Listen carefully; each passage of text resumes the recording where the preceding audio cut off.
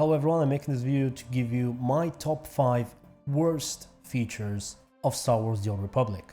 Alright, let's begin. 5. The free-to-play model. While not all features are bad, there are some that really make your gameplay frustrating. Once you buy something, you get what is called the preferred status, which is a good upgrade to the normal free-to-play system, but it still has some weird restrictions like the credits cap. You will find yourself wanting to buy something that costs, say, 360,000 credits, but you can have only 350,000, and everything you gain above that is being locked, and you have to pay to unlock it. And you will find yourself in the weird situations of being free to play and not being able to access operations, having enough money to get the operations passed, but being unable to buy it because it's more expensive than the credit cap you have. Then you have the reduced action bars, like the game has a ton of abilities, and if you're free to play you have like 2 action bars or something. So instead of making you want more because you enjoy what you have, the game makes you want more because you're frustrated with what you have. And that's, I think, the wrong way of going about it. 4. The performance. While the game looks good, I like the way the game looks, sometimes the performance is beyond unacceptable. I know so many people who are barely running the game. I personally have a somewhat high-end PC, a $1,000 plus system, and when I live stream this game, I sometimes drop below 20 FPS while doing an 8-man content, and that's just unacceptable. Whether it's PvP, whether it's an 8-man operation, the game feels like it has some bottlenecks. Sometimes there just isn't a very good connection between the settings and the performance. What I mean by that is, I get a certain performance, and whether or not I increase or decrease my settings, it pretty much stays the same, and I don't like it. To me, smooth gameplay with high FPS is very important. I would like to keep at least 35 to 40 FPS plus, and dropping below 20 is just unacceptable. 3. The responsiveness of the gameplay. Mostly the fact that you have abilities which trigger the moment you hit the button, then you have abilities which trigger all the way after the animation of the ability has finished, and then you have abilities which trigger midway through. I've made a video about that, you can check it in the card, the top right that appears right now.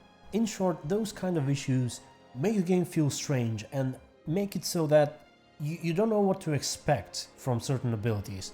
Like, is the damage gonna come as soon as I hit the ability, or is it gonna come after I wait for my character to swing the lightsaber and actually connect with the target?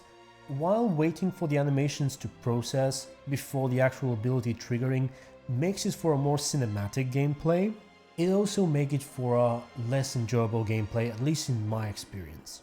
Not to mention the fact that it seems like they can't make up their mind, so I've been frustrated with that a few times, and that's why it is on this list. 2. We don't have the technology to do X, or the lack of innovation.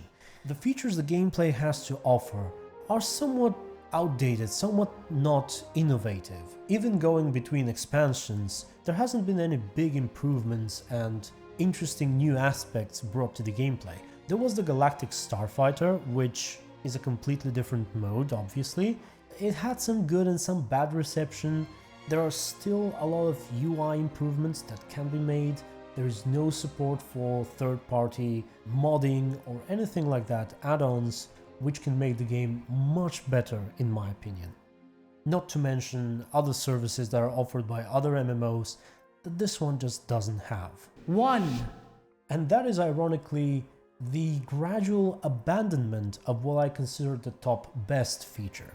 The gradual abandonment of the story and of the story-driven element.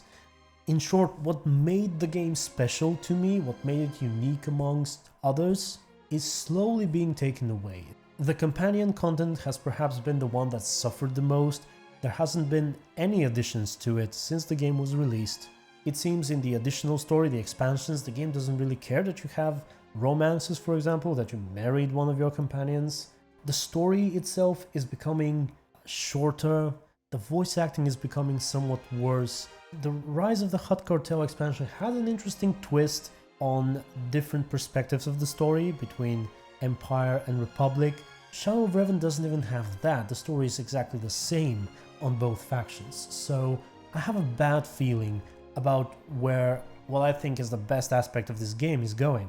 I wish they would keep updating the story, making small little updates, maybe like adding a companion quest each week, like one for one of the classes.